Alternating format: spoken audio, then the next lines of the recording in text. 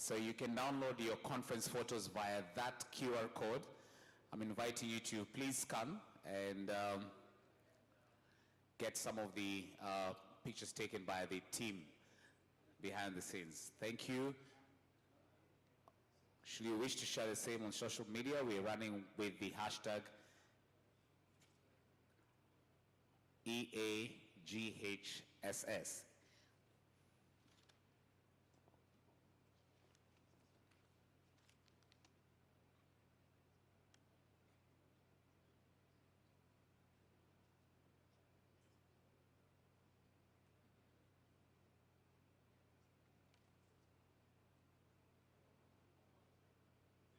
I'll repeat the hashtag.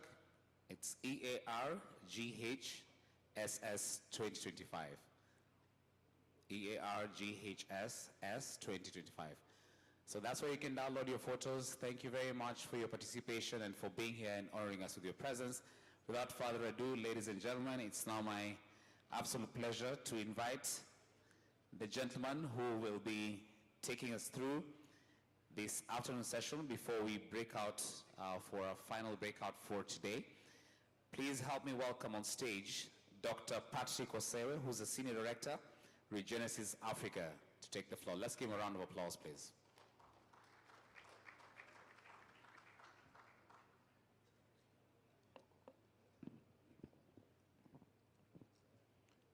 Good afternoon.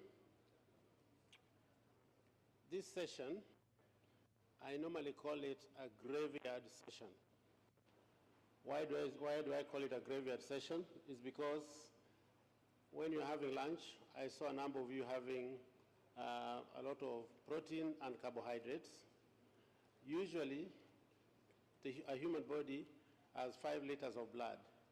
And immediately after 20 minutes after eating, to facilitate the transmission of nutrients to your body, there's more blood going to your stomach than to the rest of your body, including the brain. And when you see people after lunch, they develop what we call the soft neck syndrome. You just see them going like this. So please, do not develop a soft neck syndrome, because we are going to have a very, very important discussion about financing.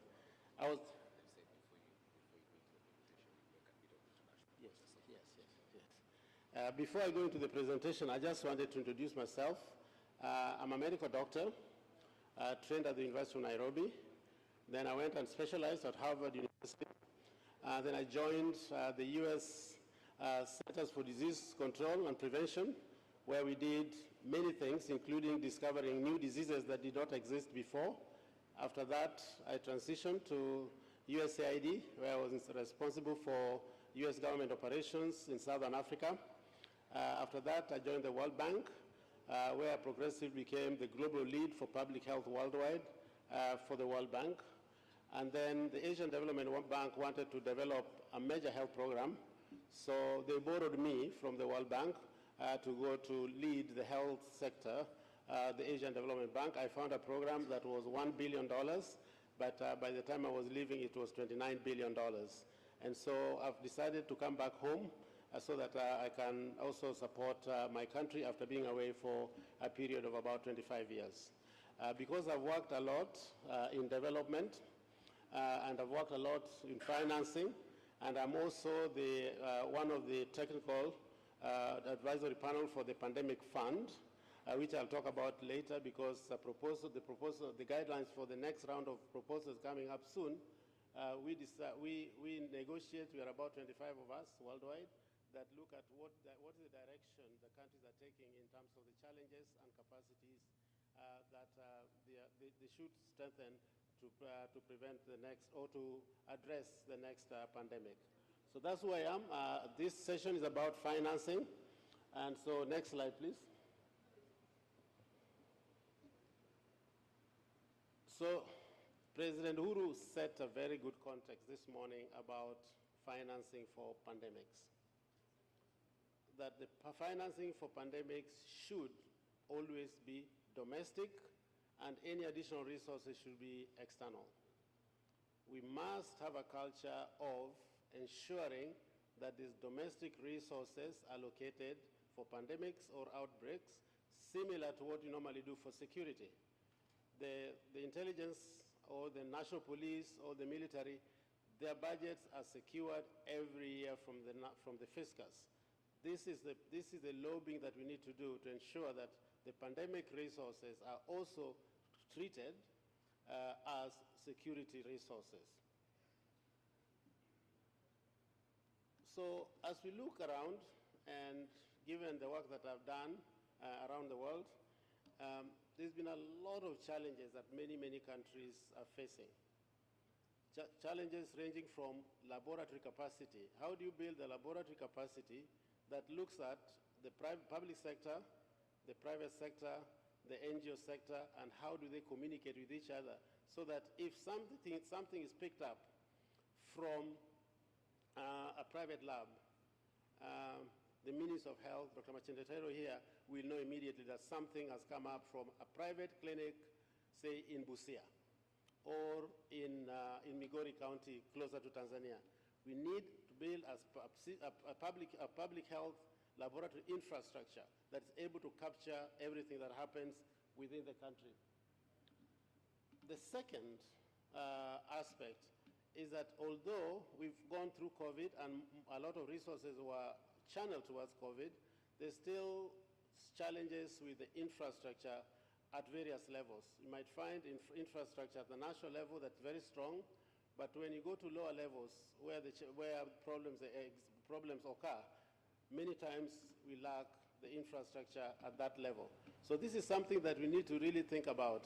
In Ethiopia, for instance, the highest security laboratory for a long time was in the animal sector, not in the health sector. And therefore, if there was a disease that they wanted to be in a high-level containment lab, it was actually done together with the Ministry of Agriculture. Human resources. The human resources is a challenge that we've talked about for a long time in health. WHO has spent perhaps almost 20 years talking about human resources for health. But during the pandemic, we looked at the human resources in a very, very different way, looking at what does it really take to address a major crisis like a pandemic. You need doctors. We've always needed doctors. You need nurses. We've always needed nurses. But we found out that there are certain skills that are not being produced. For example, mental health experts. There was serious challenge with mental health. Up to today, there was a session earlier about mental health.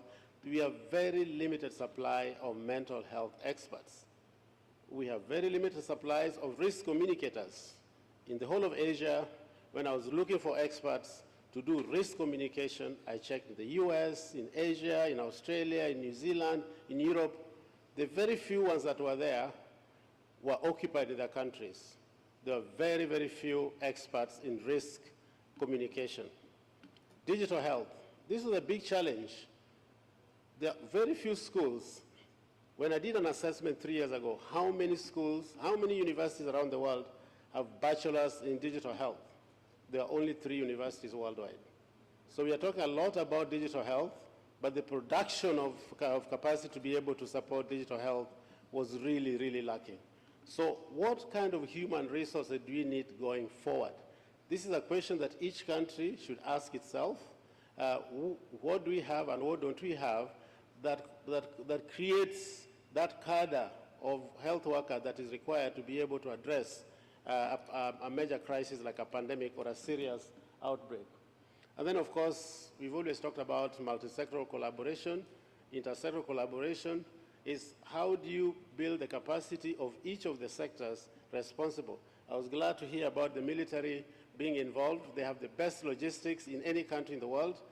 In the Philippines, during the pandemic, the Ministry of Health got help from the military, and all vaccines were distributed by the military aeroplanes because the country of 7,000 islands, there's just no way the Ministry of Health alone was able to do that. So thinking about what are the strategic sectors and how do you collaborate with them?